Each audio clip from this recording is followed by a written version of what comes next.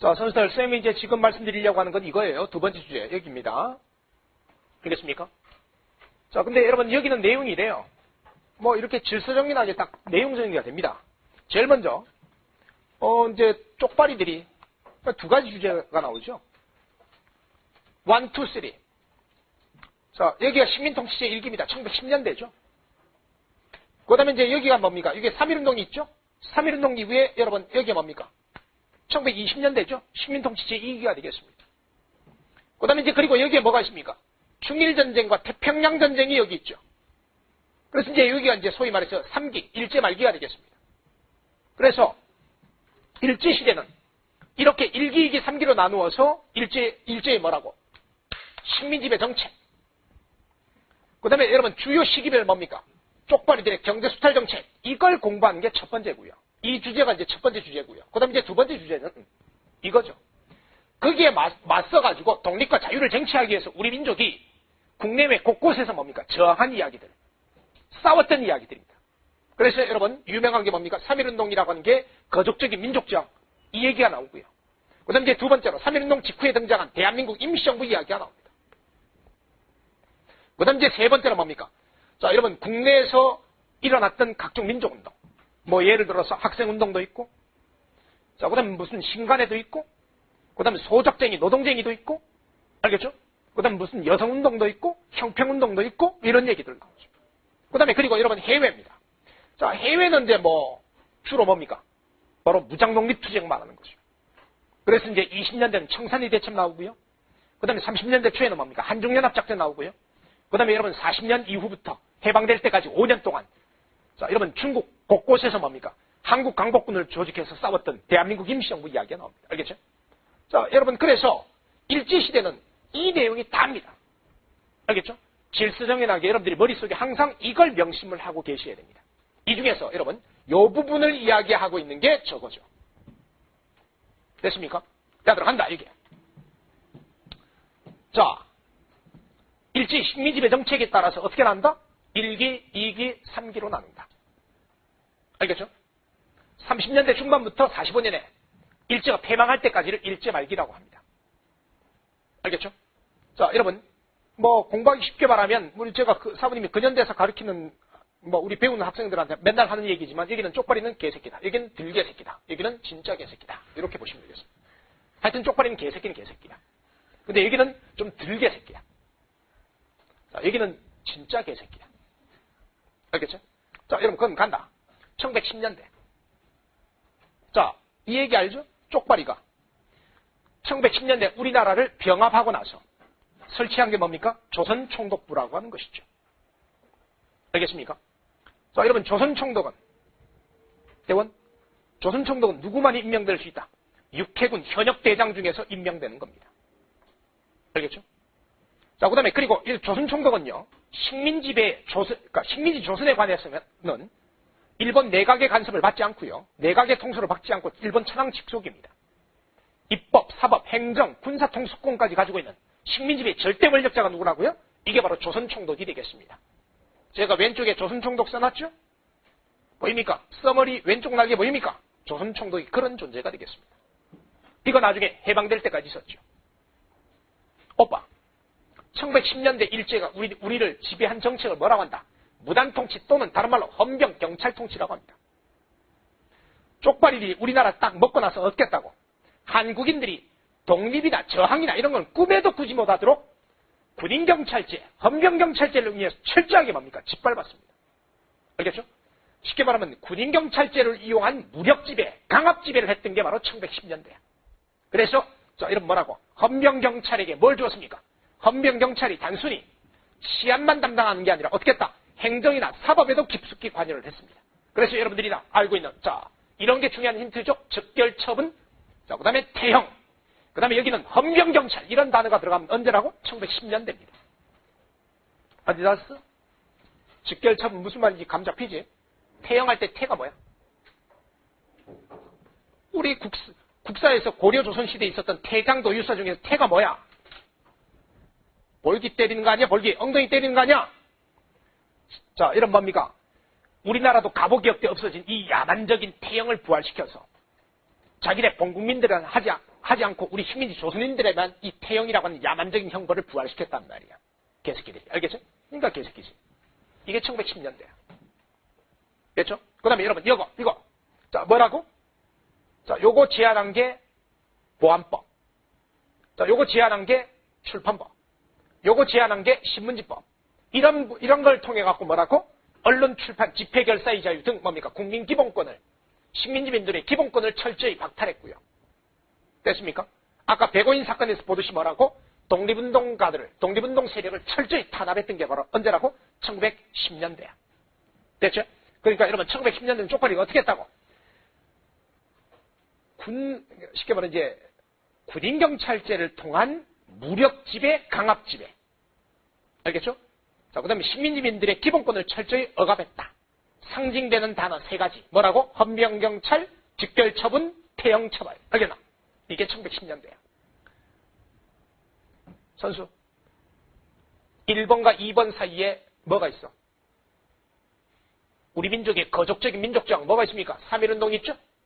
3.1운동을 겪고 나서 쪽발이들은 더 이상 뭡니까? 기존의 방식으로 우리 한국인들을 지배하기 어렵게 됐죠. 자, 그러자 여러분 총독이 교체됐고 3대 총독이었던 사이토 마코토는 자, 이런 뭐라고?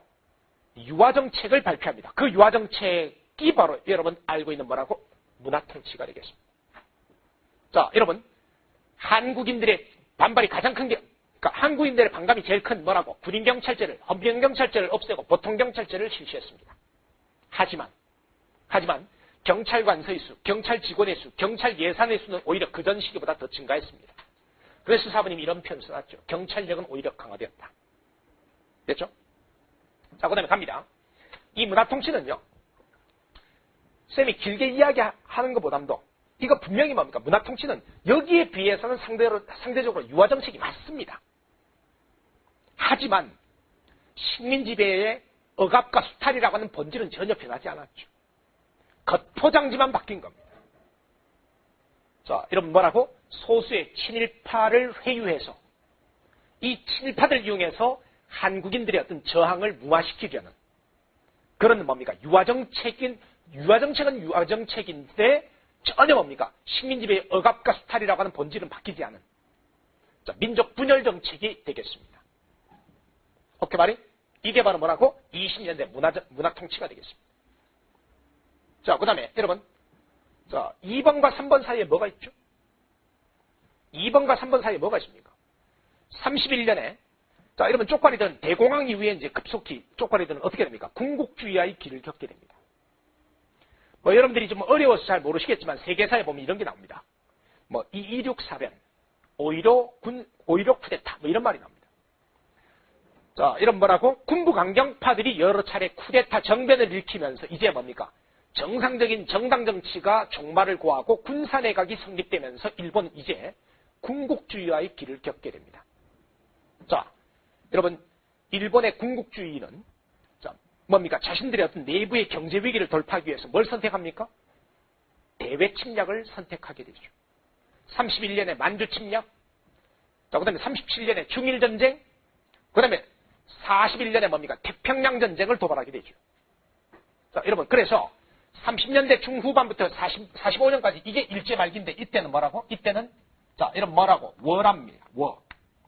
중일전쟁과 태평양전쟁 워란 말이에요. 이때 여러분 쪽발이들은 우리 한국인들은 어떻게 했을까? 오빠 잘 생각해봐. 한국인들이 일제히 침략정책에 협조를 잘 해야 될 거 아니야. 개기지 말아야 될 거 아니야. 군수공장에서 열심히 일해야 될 거 아니야. 그러려면 한국인들도 사람이니까 자, 한국인들이 머릿속을 싹 비워줘야 되잖아. 내가 한국인이라고 하는 정체성을 더 이상 가져서는 안 되겠지. 나는 천황폐하에 충실한 신민이다 이런 생각을 가져야 되겠지. 한국인들의 머릿속을 싹 비워주는 정책을 해야 되겠지. 이게 황국신민화 정책 또는 민족 말살통치야. 한국인들의 뭡니까? 민족 그러니까 정체성, 말과 글과 역사를 없애버리는 거죠. 일선학교에서 우리말을 한글, 조선어를 뭡니까? 가르쳐서도 안 되고 배워서도 안 되고 사용해서도 안 됩니다. 조선사 교육 금지. 자, 그 다음에 이런 뭐라고? 창시개명 강요. 일본식 성명 강요. 그 다음에 일본의 종교인 신도 사찰인 신사를 강제 참배하도록 하고. 알겠죠? 우리는 대일본 제국의 천황에 충실한 황국 신민입니다. 천황 폐하를 위해 충의를 다할 것을 맹세합니다. 이게 뭐라고? 황국 신민 서사지? 이런 걸 뭡니까? 어린이부터 어른까지 모두 암송하도록 하고. 알겠습니까? 이게 바로 뭐라고? 이게 바로 민족 말살 통치 또는 황국 신민화 정책이 되겠습니다. 됐습니까? 그 다음에 거기다가 문화예술인 자, 일제가 이제 여러분 뭐 중일전쟁, 태평양 전쟁이라고 해서 뭡니까? 전 세계와 전쟁을 하고 있으니까 우리 식민지 조선인들도 어떻게 해야 돼요? 전쟁에 동원해야 될 거 아니에요. 그래서 여러분 자 여기는 징용. 우리 한국인들을 뭡니까? 군수공장이나 탄광에 끌고 갖고 강제 사역시키는 거지. 학도 지원병제로. 그 다음에 우리 한국 청년들을 뭡니까? 일본군에 입대시켜서 총알바지로 내세우는 거지. 징병. 우리 한국 여자들 뭡니까? 일본군 위안부로 삼아서 군부대 부근에다가 위안소를 설치해놓고 한국 여자들을 뽑아가지고 어떻게 합니까? 일본군 군인들에게 뭐 하여튼 위안부가 뭔지 알지? 이게 바로 정신대. 오케이 말이 이게 언제 모습이라고? 일제 말기의 모습이야. 됐습니까? 그 다음에 말씀드렸죠 아까? 황국 신민화 정책이라고 해서 자, 우리 말과 글과 역사 교육을 철저히 금지시켰다. 그 다음에 창시개명을 강요했다. 그 다음에 신사참배를 강요했다. 보입니까? 이게 언제 모습이라고? 일제 말기의 모습이 되겠습니다. 여러분 이때 쪽발이들이 내세운 논리가 뭐라고? 내선일체야. 내지의 일본 가족, 외지의 조선 일체다. 자, 여러분 조선의 독자성을 부정하는 논리죠. 알겠습니까? 오케이 말해? 선수들 동그라미 3번이 시험에 나왔습니다. 수능에. 알겠죠? 자, 여러분 그래서 이제 수능 시험에 뭐가 나왔냐면 이제 몸빼바지 이야기가 나왔죠. 몸빼바지. 일제 말기에 쪽발이들이 뭡니까? 중일전쟁 이후에 자, 여러분 자 뭐라고? 전시수탈을 하는 과정에서 이제 전시표준복이라고 하는 게 몸빼바지예요. 여러분들 그 시골에 할머니들이 입고 계신 몸빼바지 뭔지 알죠? 몸빼바지?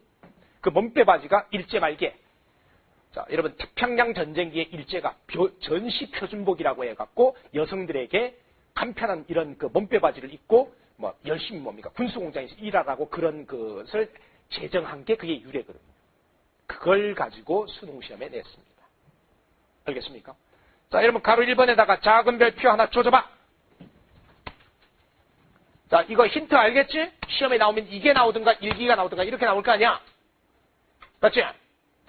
자, 여기에 쪽발이는 개새끼다. 여기는 들개새끼다. 여기는 진짜 개새끼다. 알겠죠? 자, 그 다음에 간다.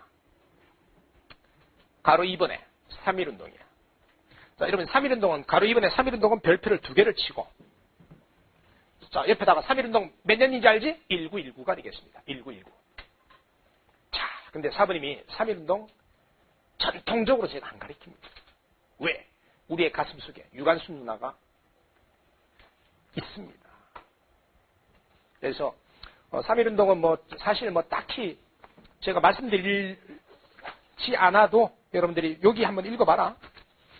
뭐 예를 들어 3.1운동의 발단이 됐던 뭐 28 독립선언 뭐 그런 얘기 나오고 3.1운동의 어떤 확산 과정 나오고 그다음에 3.1운동이 자 여러분 국내외에 끼친 영향 나오고 이건 뭐 여러분들이 사실은 모르는 얘기 하나도 없어. 다 아는 얘기야. 이건 뭐 근현대사를 선택해야 알고 그런 게 아니야 이거는.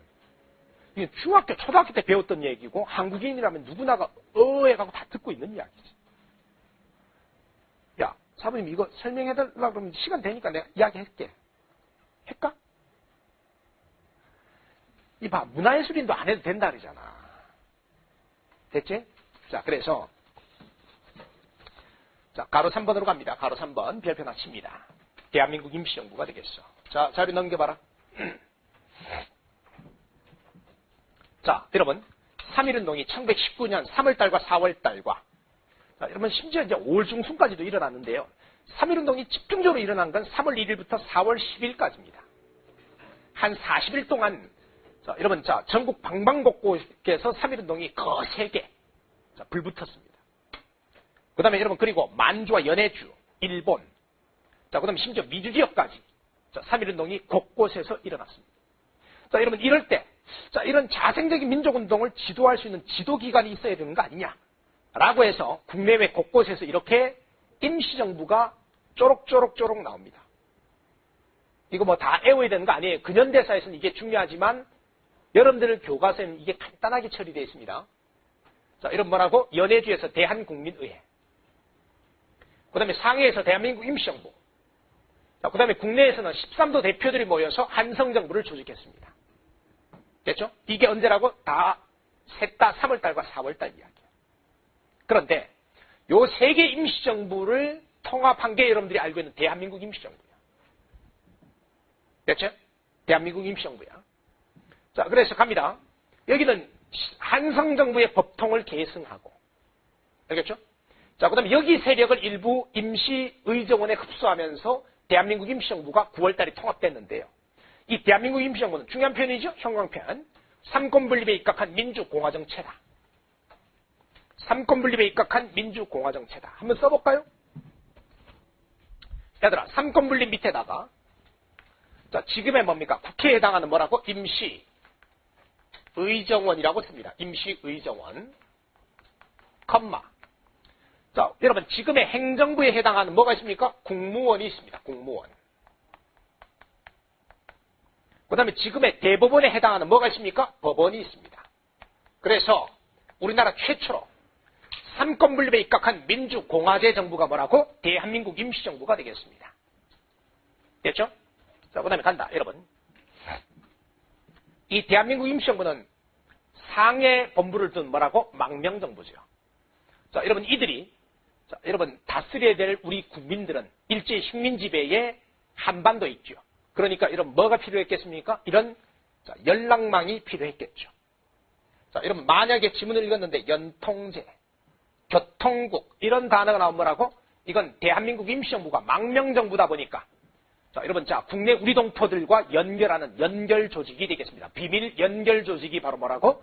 비밀 교통 통신 조직이 바로 연통제 교통국이 되겠습니다. 형광펜으로 색칠하십시오.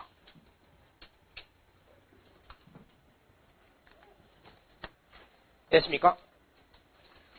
자, 그 다음에 그리고 야 들어간다. 우리 대한민국 임시정부의 초기 활동은 자, 이렇게 외교 활동이 중심이 되고 있습니다. 자, 파리 강화에다가 김규식을 대표로 보냈고요. 자, 그 다음에 이승만은 미국에서 구미연부를 조직해서 활동하고 있습니다. 알겠죠? 자, 그 다음에 그리고 여러분 뭐 독립신문이 임시정부 기관지고요. 됐습니까? 자, 그래서 이제 우리 민족의 주권을 대표하는 정부이자 독립운동을 통할하는 중심기구로서 여러분 이 대한민국 임시정부는 아주 중요한 의미를 갖고 있습니다. 알겠죠? 여러분 대한민국 임시정부가 집중적으로 활동했을 때는 1919년과 20년, 21년 요 무렵이죠. 그러다가 여러분 중간에 뭡니까? 크게 약화돼 갖고 빈껍데기가 됐다가 나중에 40년 충칭해서 다시 재정비 강화됩니다. 알겠죠? 그 얘기는 제가 좀 이따 다시 말씀드리겠습니다. 아시겠죠 이거? 자, 그 다음에 넘기삼. 자, 어디냐면은, 지금 우리가 어느덧, 자, 봐봐요. 어느덧 여기까지 했죠?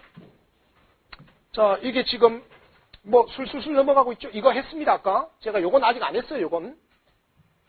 시기별로 쪽발이들의 경제수탈 정책 아직 안 했습니다.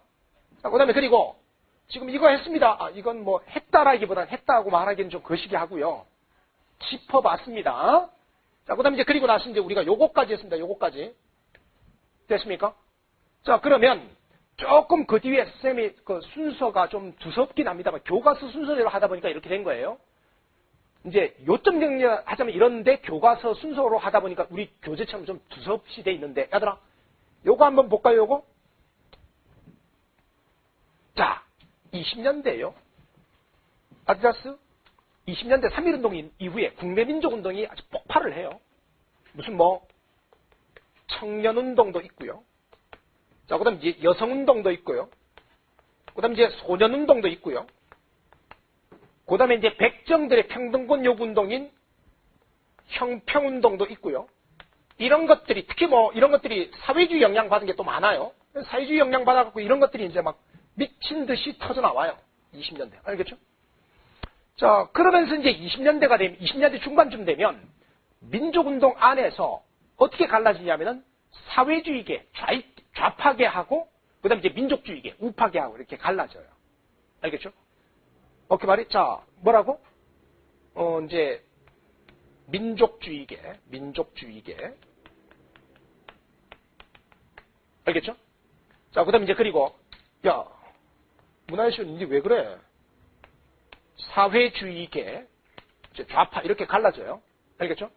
그 다음에 이제 그리고 이 민족주의계 안에서도 좀 있다 보면, 이제 자치운동론이라고 해서, 자치운동론, 이광수나 최린 같은 뭡니까? 이 타협적인 민족운동, 기회주의 또는 뭡니까? 이 민족, 이런 기회주의 세력이 등장하면서 얘네들을 비판하면서 누가 등장합니까?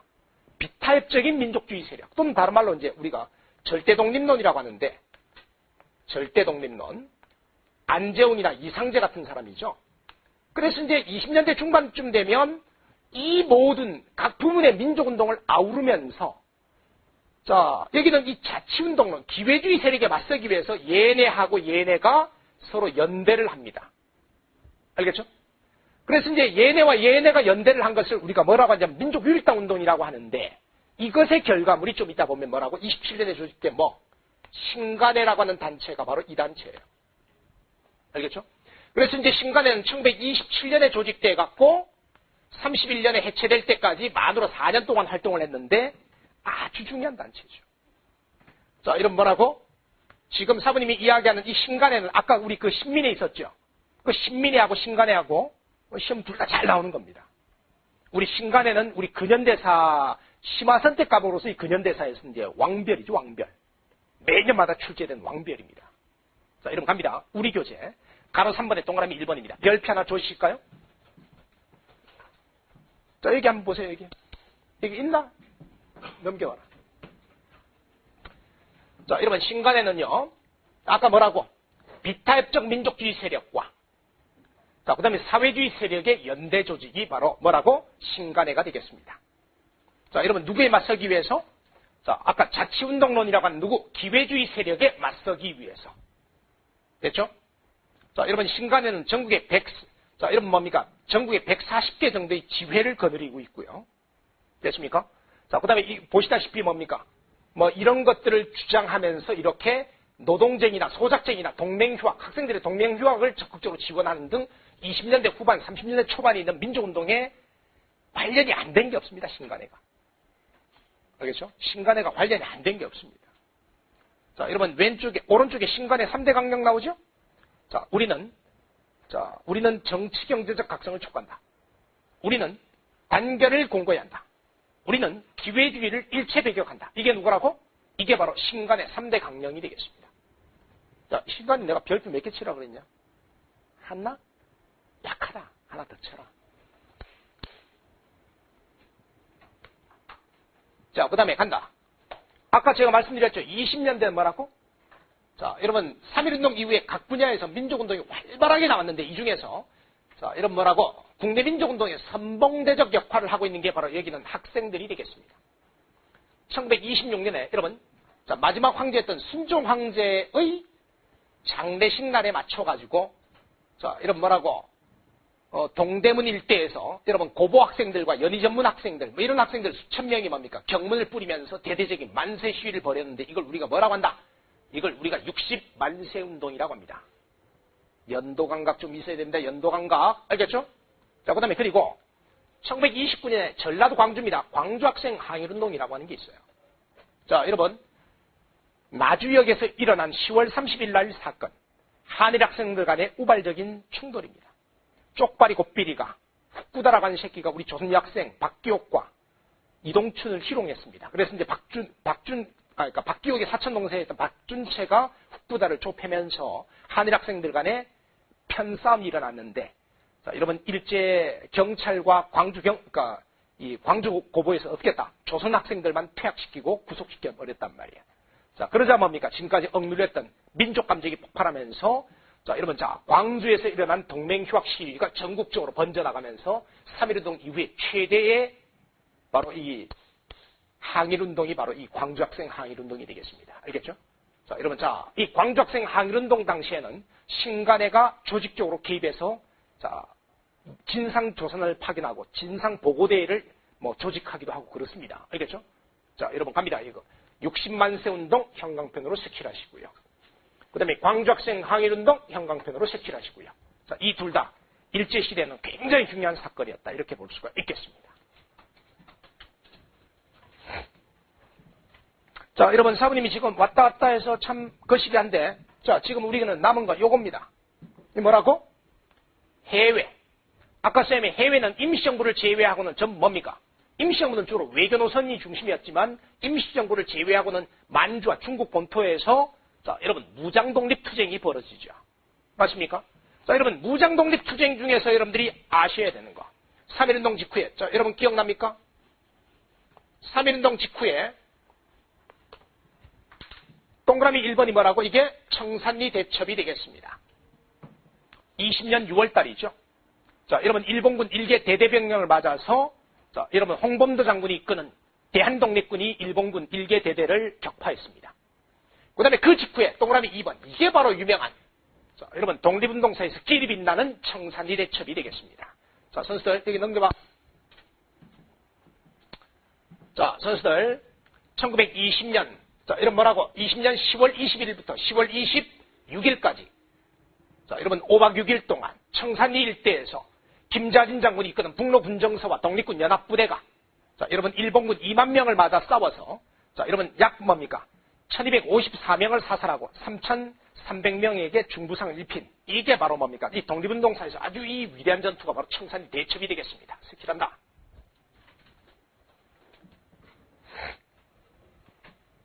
그 다음에 개수와 얘들아 자, 여러분 청산리 전투 직후에 쪽발이들이 자, 여러분 자 간도 일대에서 우리 한국인 마을들에게 보복 학살을 한 거죠. 청산리 전투에 대한 패배에 대한 보복을 우리 동포들에게 한 게 바로 간도 참변입니다. 그래서 이 간도 참변으로 일본군의 뭡니까? 이 보복 학살로 자, 간도 지역에 우리 100여 개 이상의 한국인 마을이 불타고 2만 명 이상의 한국인들이 학살당했던 사건이 뭐라고? 이게 20년 겨울에 있었던 간도 참변이 되겠습니다. 자, 여러분 간도 참변은 여기는 청산리 전투 직후가 되겠습니다. 됐습니까? 자, 그 다음에 갑니다. 자, 언니 오빠들. 자, 간도 참변 이후에 러시아령으로 자, 여러분 조직적으로 뭡니까? 이동했던 우리 무장독립군이 러시아 적세군의 배신으로 쫓겨난 사건이 바로 자유시참변이고요. 그렇겠죠? 그 다음에 뿔뿔이 흩어졌던 우리 독립군이 24년, 25년쯤 되면 자, 이렇게 압록강변의 참의부. 자, 그 다음에 여러분 어디? 자, 여러분 남만주의 정의부, 북만주의 신민부 이렇게 이제 재편되는데 이걸 우리가 뭐라고 한다? 이걸 3부의 성립이라고 합니다. 됐죠? 자, 여러분 3부는요. 선수들 여기는 이 3부는 특징이 뭐라고? 자, 이거는 이 지역에 살고 있는 우리 한국인들을 우리 동포들의 뭡니까? 이 자치정부이자 자치정부의 역할도 하고 그 다음에 플러스 요거 하나하나가 뭐라고? 독립군 군사조직이기도 하죠. 그래서 민정 및 군정기관이 되겠습니다. 알겠죠? 자, 여러분 자 자치정부이자 군사조직, 독립군 군사조직의 역할을 함께 하고 있는 게 바로 이 참의부, 정의부, 신민부. 그래서 여러분 민정 및 군정기관이 바로 3부가 되겠습니다. 됐죠? 자, 여러분 이 정도면 우리가 뭘 한 거야? 20년대 무장독립운동사를 벌써 다 한 거야. 자, 그 다음에 여러분 30년대가 되면 봐라. 30년대, 32년, 33년이 되면 쪽발이들이 만주 사변으로 만주를 침략했죠. 그래서 이제 여러분 중국의 항일군들이 자, 우리 조선독립군 보고 함께 싸우자고 해서 32년, 33년에 이렇게 한중연합군이 활동하게 됩니다. 그래서 여러분 남만주에서는 조선혁명군 양세봉 부대가 알겠죠? 북만주에서 뭐라고? 한국독립군 청천부대가 자, 여러분 자 우리와 혼자 싸운 게 아니라 여러분 형광펜으로 색칠합니다. 한중연합군.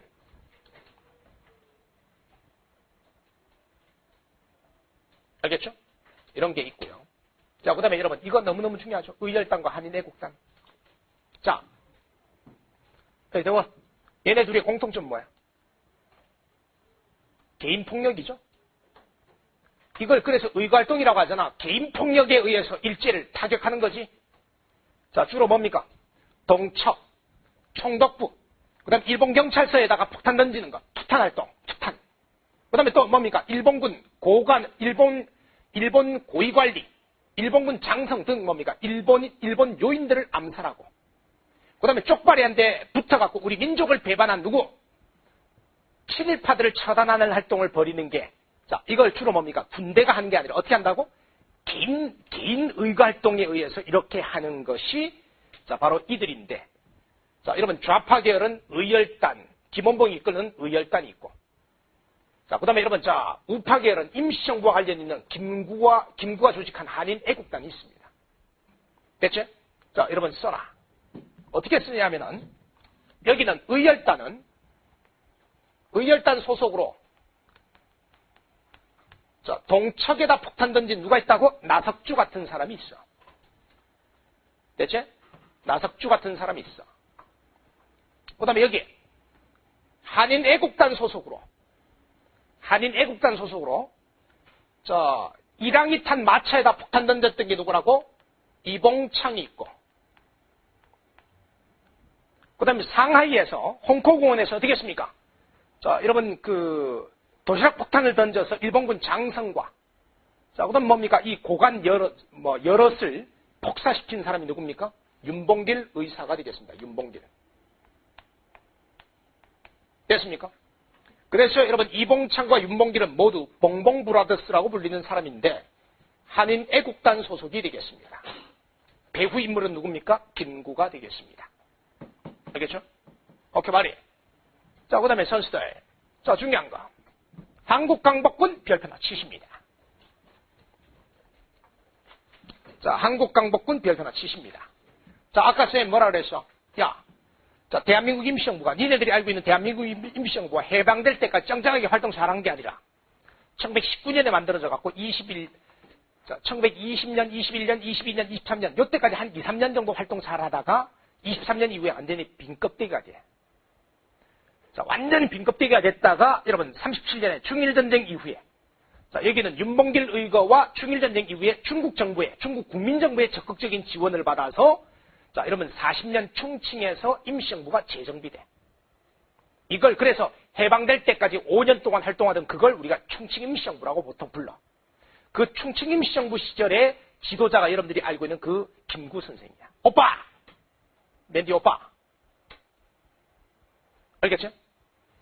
그래서 40년 충칭에서 중국 국민당 정부의 지원을 받아서, 자, 이렇게 임시정부, 충칭 임시정부 산하 직할 군사조직으로 재편된 게 바로 한국강복군이야. 알겠죠? 지청천이 총사령이죠. 자, 여러분 일제가 뭡니까? 미국의 진주만을 공격하자 대일본 선전포고를 했고요. 알겠죠? 자, 그 다음에 저 멀리 인도, 미얀마까지 우리 요원들을 보내서 영국군을 도왔습니다. 포로신문, 그 다음에 대적회유방송, 알겠죠? 뭐 이런 그 후방 활동을 적극적으로 지원했습니다. 여기 공동작전이라고 부르는 것은 조금 너무 좀 거시기 하네. 어쨌든 영국군을 우리가 많이 도왔습니다. 됐죠? 그 다음에 45년에는 어떻게 했다? 자, 미국 전략첩보국인 OSS의 지원을 받아서 국내 진입작전을 계획하기도 했습니다. 여러분 이게 바로 여러분 자 누구라고요? 한국강복군. 자, 어디 직할군사조직이라고요? 충칭 임시정부. 대한민국 임시정부 직할군사조직이고, 여러분 누구의 지원을 받았다? 중국 국민당 정부의 지원을 받았다. 됐습니까? 별표 쳤나? 오케이 말이? 자, 그 다음에 이번에는 갑니다. 좌파 계열은 시험에 나올 리가 없으니까 빼요. 자, 그 다음에 이번에는 어디로 가냐면 여기입니다. 이거. 자, 여러분 시기별로 1910년대, 20년대, 30년대 시기별로 쪽발이들의 뭐라고? 자, 민족경제수탈정책을 한번 살펴보도록 하겠습니다. 자, 여러분 갑니다. 쌤이 거기다가 자료를 거기다 만들어 놨죠. 넘겨봐. 자, 1910년대는 여기 보시다시피 뭐라고? 토지조사 사업이 되겠습니다. 자, 여러분 토지조사 사업은 쪽발이들 이제 이걸 한 목적은요. 뭐 근대적인 토지 소유권을 정비하겠다는 건 이건 어디까지나 명분이고요. 실제로는 총독부 재정의 핵심이라고 할 수 있는 지세, 토지세를 안정적으로 확보하기 위해서 이렇게 소유권 정비가 필요했던 겁니다. 알겠죠? 그래서 쪽발이들은 이 과정에서 최대한 규정이나 이런 것들을 복잡하게 만들어가지고, 자, 여러분, 자, 우리 농민들의 뭡니까? 미신고를 유발하죠. 그래서 이제 미신고 토지나, 그 다음에 국공유지나, 소유권자가 불분명한 토지를 이 과정에서 쪽발이들이 어떻게 했다? 자, 이렇게 강탈했습니다. 알겠죠? 사실상 토지 약탈 사업입니다. 우리 농민들에게 빼앗은 이 땅을 자, 여러분 일본 농민들에게 아주 좋은 조건으로 이걸 불화해줬죠. 알겠습니까? 그 다음에 그리고 이 과정에서 쪽발이들은 자, 이거 중요한 부분이죠. 저 옛날부터 우리 농민들의 관습적 경작권인 도지권, 우리 국사에서 배우죠. 도지권. 이 도지권을 전혀 인정하지 않습니다. 자, 여러분 그래서 우리 농민들은 뭡니까? 우리 농민들은 이 토지조사 과정에서 자신들이 조상대대로 오랫동안 경작하고 있던 소작지를 자, 여러분 빼앗겨버리고 만주나 연해주로 떠나가거나 화전민이 되거나 뭐 이런 식으로 이제 몰락할 수밖에 없었던 거죠. 이게 바로 뭐라고? 1910년대 토지조사 사업이 되겠습니다. 됐죠? 사부님 이야기 듣고 있나? 아, 쉐이들은 그 동그라미 1번에다 그러면 거의 다 동그라미 1번에다 작은 별표를 한 2개 좀 쳐봐. 자, 그 다음에 여기 보자. 1920년대는 산미증식계획이야. 여러분 이 산미증식계획은 어떻게 하는 거야? 자, 10년대 일본은 어떻게 된다? 공업화가 되면서 그 공업화 과정에서 농촌에 있는 농민들을 도시 노동자화 시키면서 농촌에 노동력이 부족해지니까 농업 노동력이 부족해지니까 쌀 부족 현상, 쌀 폭동이 일어나. 그래서 이제 쪽발이들이 20년부터 34년까지 15년 동안 어떻게 합니까? 자, 식민지 조선에서 쌀을 900만 석을 증산시켜가지고 이 900만 석 중에서 800만 석을 일본으로 사가겠다는 야심찬 계획이 바로 산미증식계획이 되겠습니다. 알겠죠? 근데 여러분 산미증식계획은 기본적으로 이건 수탈정책이야. 쌀 수탈정책이야. 왜? 자, 여러분 15년 동안 조선에서 증산된 양보다 일본으로 반출된 양이 훨씬 더 초가 있습니다. 그래서 이 부분 때문에 수탈적 성격이 있는 거죠. 알겠죠? 자, 대일. 근데 쌀이 증산되려면 각종 비용이 발생할 거 아니야. 비료를, 화학비료를 더 많이 뿌려야 되고, 토지를 개량해야 되고, 수리시설을 개선해야 되고, 그 다음에 품종 개량을 해야 될 거 아니야. 맞지? 쌀을 더 많이 증산하기 위해서는 반드시 그게 수반하는 각종 비용이 발생한단 말이야. 쪽발이들은 이 비용을 누구에게? 조선 농민들에게 전가시켰고, 이건 고스란히 뭡니까? 말단 소작 농민들의 소작료 부담으로 떠넘겼단 말이에요. 알겠죠? 그래서 선생님이 이런 표현을 쓴 거란 말이에요. 자, 여러분 산미증식계획 과정에서 각종 증산 비용이 우리 농민들에게 떠넘겨졌기 때문에 자, 이게 뭡니까? 농민 몰락을 촉진시킨. 그래서 여러분 이런 두 가지 점 때문에 산미증식계획도 사실은 수탈적 성격이 있는 것으로 우리는 보고 있죠. 알겠습니까? 자, 그 다음에 갑니다. 내가 아까 여기 뭐라 그랬어? 이거는 1기, 2기, 3기로 보면 둘 다 3기지만 요 사이에는 뭐가 있냐면은 중일전쟁이 있어. 쪽발이들이 중일전쟁을 준비하면서 중일전쟁 직전에 35년, 36년에 어떻게 합니까? 한반도 북부지방에 중화공장을 집중적으로 건설하죠. 군수공장을 집중적으로 건설합니다. 왜? 자, 왜? 봐, 생각해봐. 자, 쪽발이들이 지금 어디를 노리고 있어? 중국 본토 공략을 노리고 있어. 자, 여러분 여기는 만주의 원료를 언제 일본의 본토까지 가져가서 군수물품 만들어갖고 언제 중국 전선까지 가져올 거냐 말이야. 그러니까 자, 여러분 어디? 한반도 북부지방에다가 자, 여러분 자, 평양, 남포 그 다음에 여러분 여기 원산, 함흥, 흥남 이 일대에다가 뭡니까? 자, 중화공장이나 군수공장을 집중적으로 건설해갖고 알겠죠? 자, 여기다 뭡니까? 군수용품, 중학제품 이런 것들을 이제 이런 공장들을 만들어 갖고 그래서 이제 곧바로 뭡니까? 이렇게 하는 그게 바로 뭐라고? 이게 병참기조화 정책이 되겠습니다. 알겠죠? 30년대 중후반이 바로 병참기조화 정책이에요. 그 다음에 여러분 쪽발이들이 중일전쟁이 빵 터지니까 어떻게 했습니까? 자, 전시통제경제 또는 뭡니까? 전시수탈을 심화했죠. 자, 여러분 전시수탈이라고 하는 게 뭐예요? 자, 이게 공출이라는 단어가 나오면 이게 일제 말기야. 공출. 전쟁 물자로 강제로 뺏어가는 걸 우리가 뭐라고 한다? 공출이라고 하죠. 쪽발이들이 가장 많이 뺏어간 게 쌀입니다. 지나치게 쌀을 뺏어가니까 쌀이 부족해지니까 이렇게 식량 배급 제도를 했죠. 일제 말기에. 자, 그 다음에 뿐만 아니라 뭡니까? 집에 노숟가락, 노그릇, 학교종, 교회종, 집에 석가래까지 뭡니까? 금속 제품 전부 총탄의 재료가 된다고 해서 수탈했습니다. 알겠죠? 이게 언제 모습이라고? 일제말기 모습이에요. 됐습니까? 일제시대가 시험에 나오면 무조건 뭐라고? 이거 구별하는 거죠. 1기, 2기, 3기. 됐습니까? 이런 경제정책이 나오면 이때가 일제말기인지 1910년대인지 1920년대인지 이걸 판별하는 문제가 나오는 거죠. 어떻게 말해? 됐나? 자, 그 다음에 갑니다. 그러면 이제 지금 사부님이 이야기하고 싶은 것은 그러면 이제는 뭘 우리가 봐야 되겠습니까?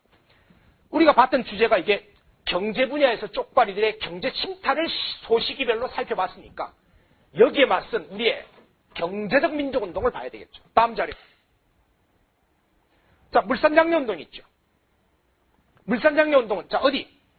1922년 평양에서 조반식 선생이 주도한 민족운동이야. 자, 쉽게 말하면 어떻게 하는 거야? 우리 조선 사람들은 우리 조선 물산을 애용하자는 운동이죠. 내 살림 내 것으로, 조선 사람 조선 것으로가 구호입니다. 이게 바로 뭐라고? 물산장려운동. 아주 중요하죠. 스킬합니다. 물산장려운동. 자, 그 다음에 이거.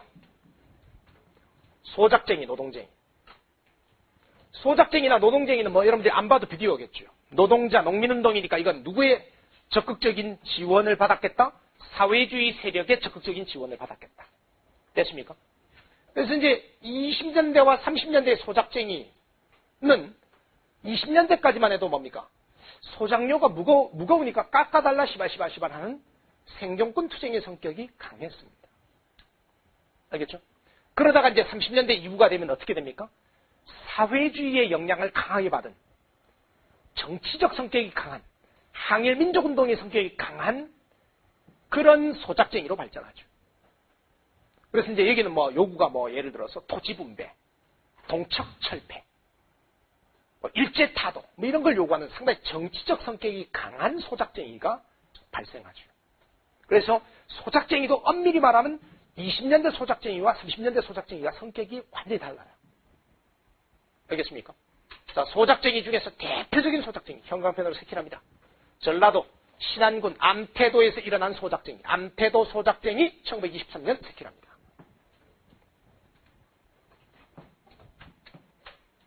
되나? 여기 보자. 노동쟁이. 여러분, 노동쟁이도 마찬가지예요. 20년대와 30년대 성격 차이가 있죠. 다 때려치고. 자, 여러분, 일제시대 가장 중요한 노동사건. 자, 1929년 원산 노동자 총파업이 되겠습니다. 색칠합니다. 원산 노동자 총파업. 자, 여러분, 영국계 석유회사인 라이징 선에서 일어난 노동자 구타 사건이에요. 일본인 감독관이 자, 노동자들을 구탄 사건이죠. 자, 여러분, 이게 나중에 번져갖고 원산 지역 노동자 1800명이 6개월 동안 파업 투쟁 벌인 일제시대 노동운동의 아주 대표적인, 아주 상징적인 사건이 바로 원산 노동자 총파업이 있습니다. 알겠죠? 자, 여러분, 시기감각 좀 알아주시기 바랍니다. 암태도 소작쟁이는 1923년, 20년대 초고요. 자, 그 다음에 여러분, 원산 노동자 총파업은 바로 여기에서 여기로 넘어가는 기준점이죠. 20년대 경제적 성격의 노동쟁이에서 30년대 정치적 성격의 노동쟁이로 넘어가는 이 중간에 분수령이 되는 게 원산 노동자 총파업이 되겠습니다. 됐죠? 자, 여러분, 그러면 오빠, 우리 지금 다 여기 다 봤잖아. 여기 봐봐요. 무슨 뭐 일제히 식민지배 정책, 소시별로 일제히 경제수탈 정책 봤죠. 3.1운동 봤고, 임시정부의 활동 봤고, 자, 그 다음에 국내민족운동, 그 다음에 해외민족운동 다 봤어. 근데, 자, 엄밀히 말하면 하나 안 한 게 있지. 국내민족운동에서 내가 아까 뭐 경제적 민족운동 봤죠. 근데 하나 안 본 게 있죠. 여기. 이거 아직 안 했죠. 쪽발이들이 어떻게 했습니까? 우리의 민족 문화를 말살시키고 일본인에게 동화시키려고 했죠. 그래서 이제 쪽발이들이 가장 많이 공을 들인 게 어디라고? 우리 말과 글을 없애려는 노력. 그 다음에 우리 역사를 뭡니까? 우리 역사를 없애려는 노력을 많이 했죠.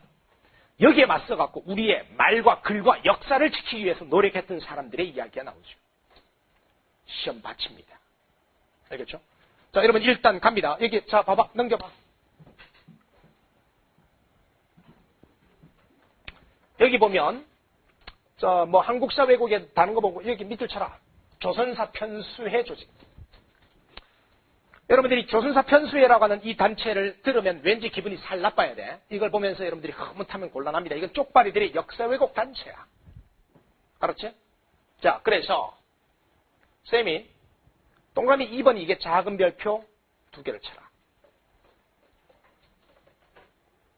자, 선수들 쉬운 것부터 먼저 하자. 요거. 조선어학회.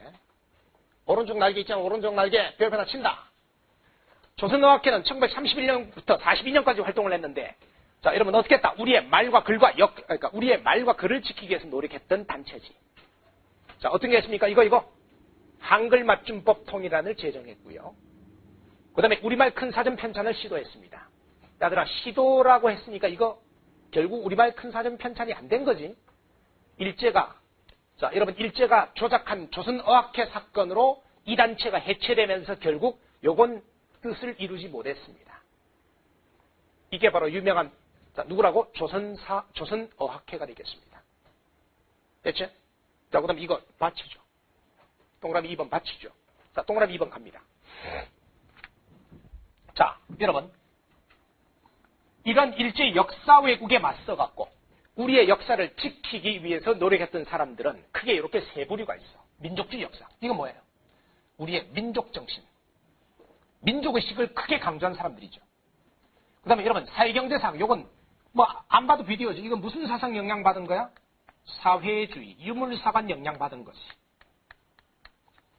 요건 뭐야? 요건 랑케사관 영향받아갖고 객관적인 실증적인 역사 연구를 통해서 일제 역사 왜곡을 비판하려고 했던 거지. 맞나? 진단학회 이병도 손진태지? 오케이 말이? 그런데 이거 시험에 나올 리가 없어. 시험에 나오면 셋 중에 한 사람이야. 백남은 색칠해. 자, 그 다음에 신채호 박은식 색칠해. 이 세 사람은 엄청나게 잘 나와. 야, 봐봐. 어디 갔어?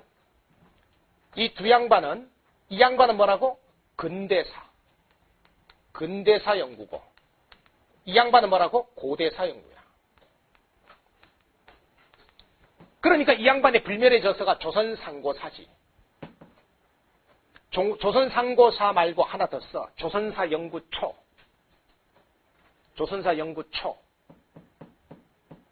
됐지? 자, 그 다음에 여러분, 맞다. 그 다음 박은식은 한국통사라고 하는 게 이게 뭐야? 대원군부터 백오인 사건까지의 과정을 다룬 한국 최초의 근대사 책이야. 요 한국통사 말고 하나 더 써. 한국 독립운동 지혈사.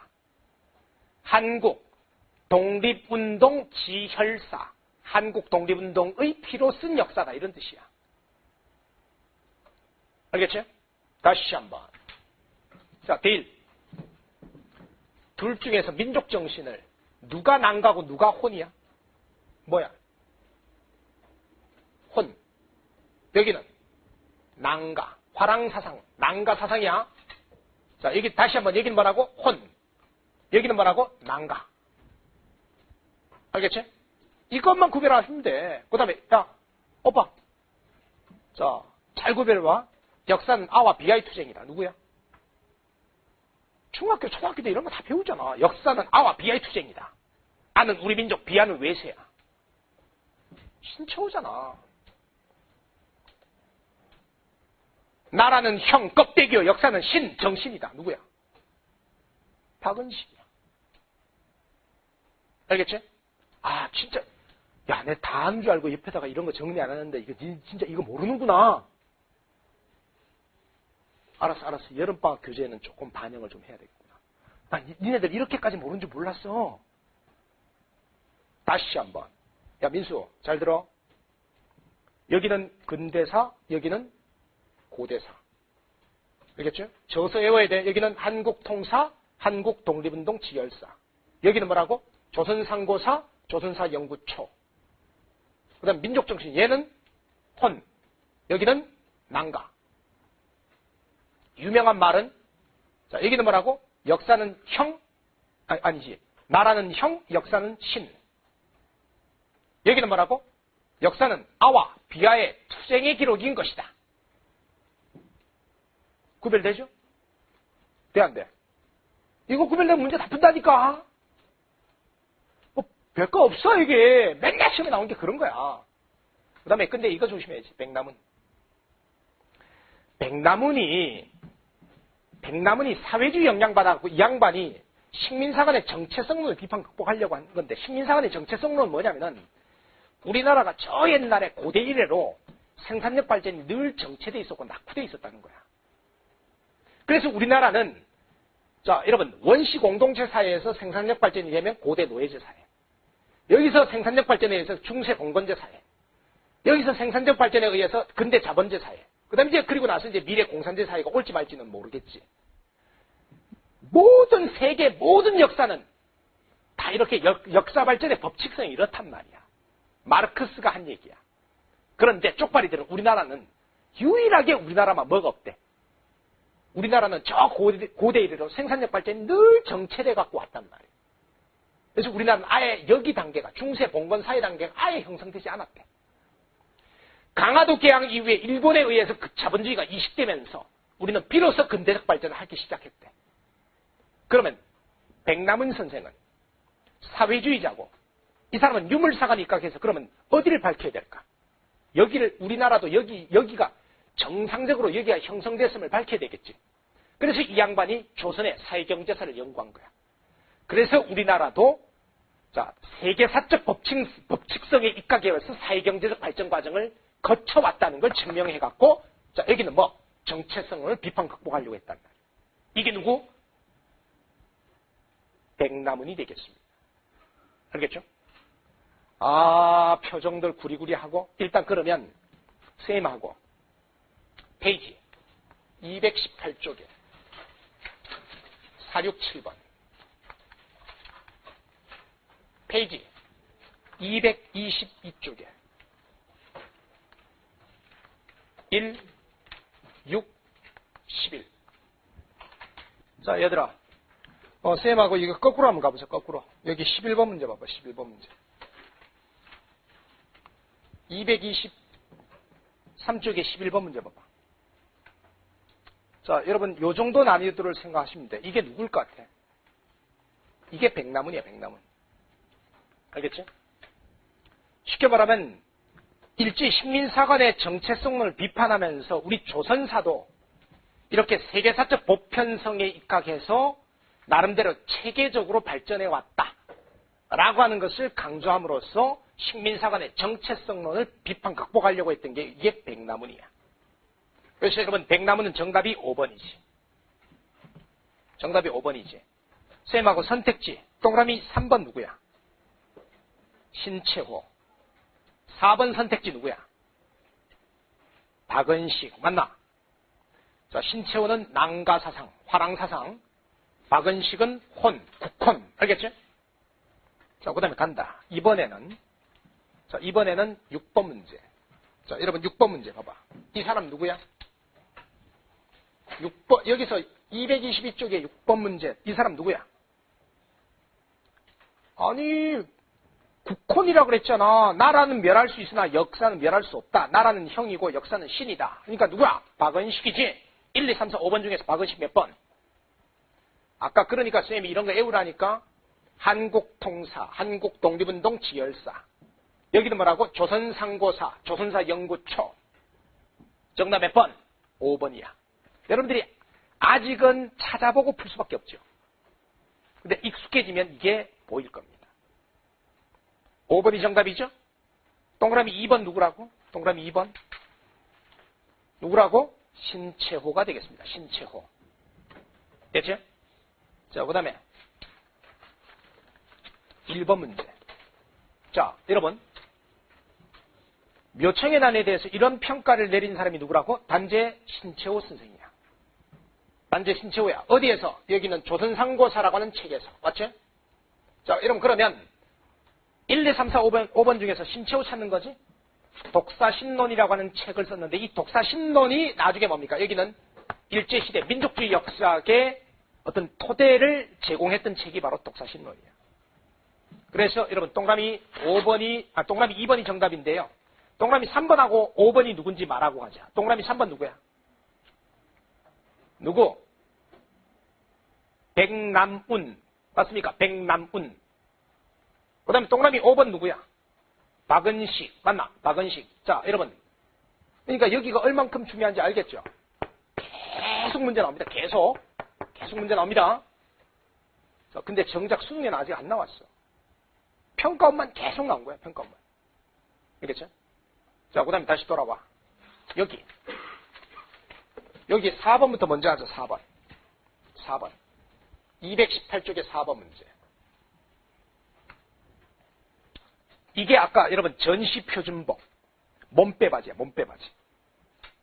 알겠죠?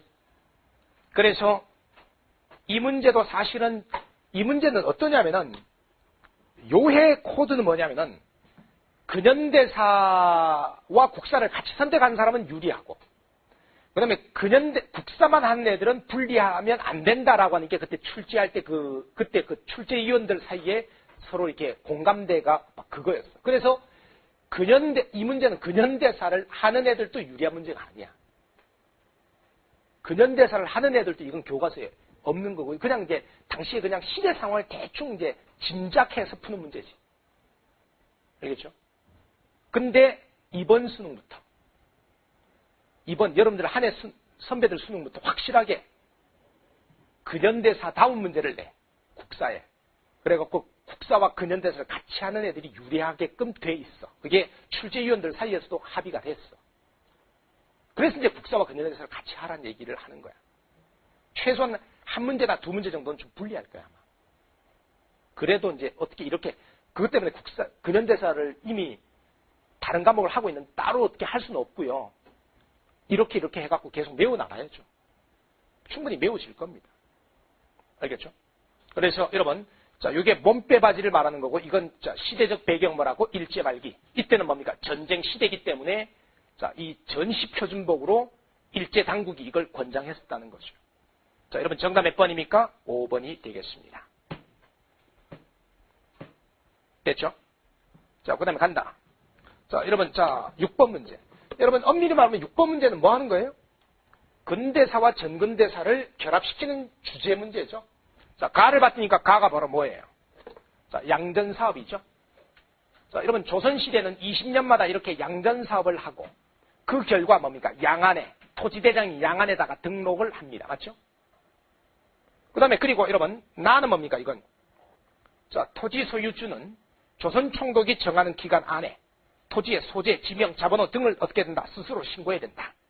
자, 이게 바로 유명한 토지 조사 사업이 되겠습니다. 1910년대 일제 총독부가 주도한 것이 되겠습니다. 됐죠? 자, 그래서 자, 기역과 니은이 정답이죠. 기역과 니은이 정답이 되겠습니다. 알겠죠? 자, 그 다음에 여러분, 이것은 뭐 왜 틀린지 알겠죠? 일제 총독부가 한 것입니다. 가는 조선시대에 한 거고. 그 다음에 리을은 왜 틀렸어요? 지게라는 단어는 언제 등장하는 거야? 딱 한 번.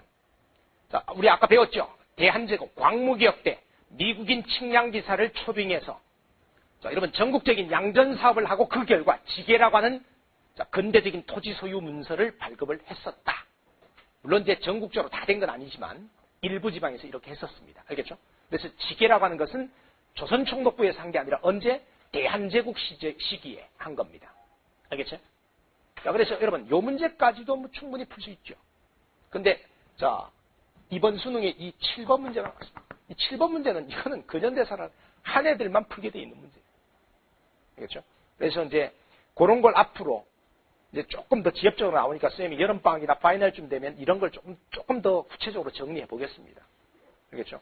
선생님 믿고. 자, 요건 이제 1920년대죠. 원산노동자 총파업 나오니까 1920년대고, 자, 아리랑이라고 하는 게 바로 유명한 1926년에 나온 뒤에 아리랑이라고 하는 영화가, 무성 영화가 공전의 히트를 쳤습니다. 그래서 이건 지금 어디를 묻는 거다? 1920년대를 묻는 거다.